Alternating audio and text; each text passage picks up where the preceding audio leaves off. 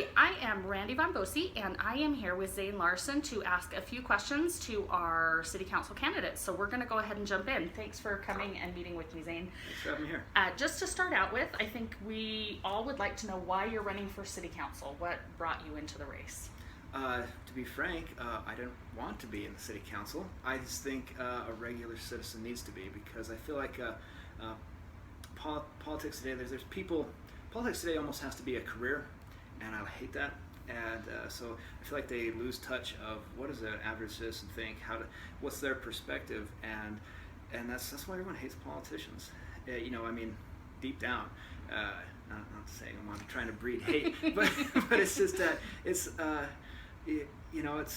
I wanted to be someone to bring back the proper perspective, and I also think that local governments follow. Like they always say, mother like daughter, father like son.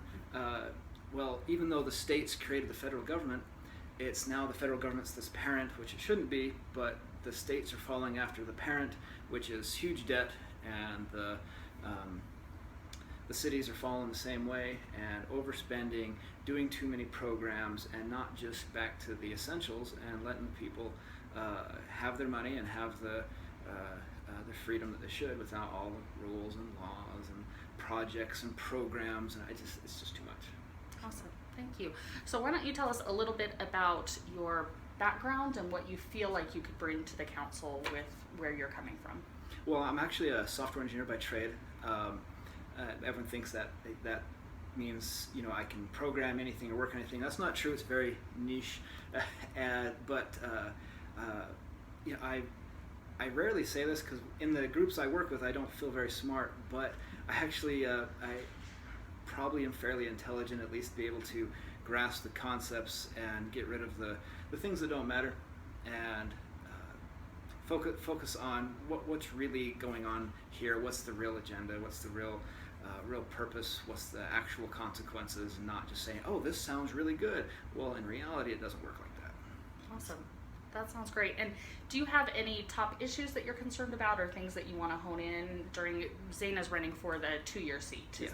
So during that 2 years, is there anything you really want to focus on? Well, absolutely, because the number one thing is I just feel that the city, ever since the police station the bond was not voted for, the city council did it anyways, that set the trend, and it's been doing that for, it's been 6 years now.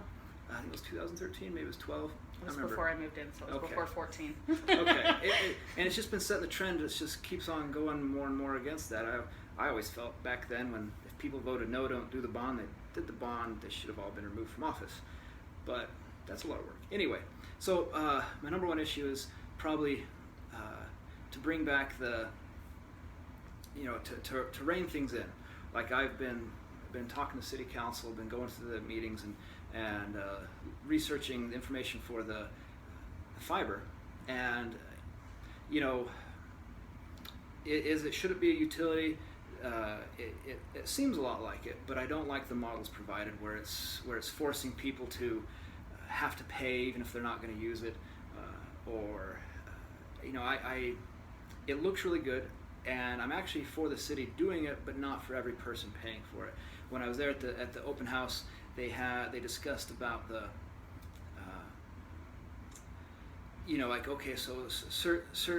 certain people are already receiving government assisted internet, and they want to honor that price, and some old people don't have the internet at all, so they're going to not charge them, and you just can't pick and choose like that. I am staunchly against government welfare of any form, because that is forced charity, and I think forced charity is anti-American. You don't have the right to force anyone else to be charitable. I think Utah is one of the most charitable states we have, and we have plenty of charity to go around without the government forcing us to be charitable. So I'm actually for fiber, but only if we tackle it with the thing I am the most concerned about, which is our electricity. On the internet, the Kaysville City, the internet, the social media, there's a meme, even the fire departments used it, of don't hit this pole, don't hit the pole. And we've had many problems with the power and the poles, and everyone's going to agree with that. And I think the only way we should do fiber is if we bury the electricity at the same time as we bury the fiber. We don't string up the fiber on the lines. I know they wanted to create a loop so it's easy and quick to repair, and that if they do the fiber loop, if it goes out, you still have a path that may be diminished services. But it's like, no, one of the most important services to our community is electricity.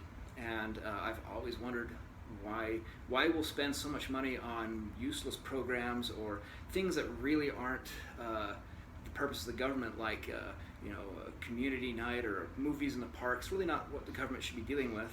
Let people organize that and do that, where we're not taking care of the power, people being without power for days just because of a windstorm.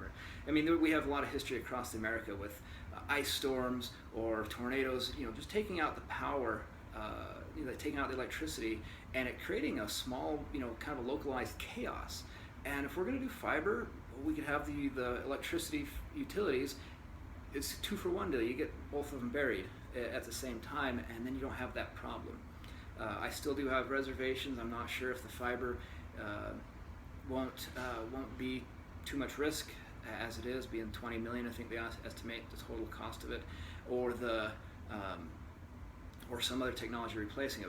But fiber optics has been around a long time, and the speed of light's hard to fight against as far as speed.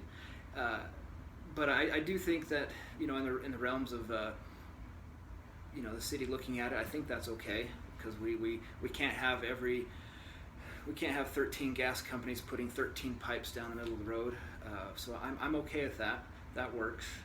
There's a reason that we have to have government do some of these things, but I'm extremely conservative with especially the money spending, and I'm actually completely against the Kaysville City Hall remodel.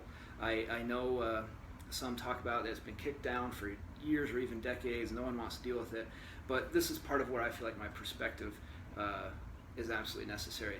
Where the average citizen, they look at what's the service the city is providing me. What am I receiving for that? Am I okay with the service the city's providing me with their current facilities? Well, yeah, my bill's on time, I have water, I have power, and my garbage is picked up on time. So I don't see what kind of, if I'm subscribing to a service and that service isn't satisfactory, I'll pay more for it. But is the service I'm paying for the Kaysville City and the City Hall needing $5 or $6 million renovation, which we won't get into the price and logistics, which I think is out of line for that, but I don't see that I need the spending because my service is adequate. Are they uncomfortable, or is it inefficient? Well, probably, but I don't know. I don't work there, I don't live there, and that's why I think a new perspective is needed. Someone who knows what it is just to be an average person in many ways, living an average life. Leave me alone, stay out of my life, let me keep my money. Sounds awesome. Wonderful. Well, thank you so much for coming and meeting with me, Zane. His name will be on the ballot that will be mailed out mid-July for the primary election that will be decided in August. Thank you. You have a good day. Thank you.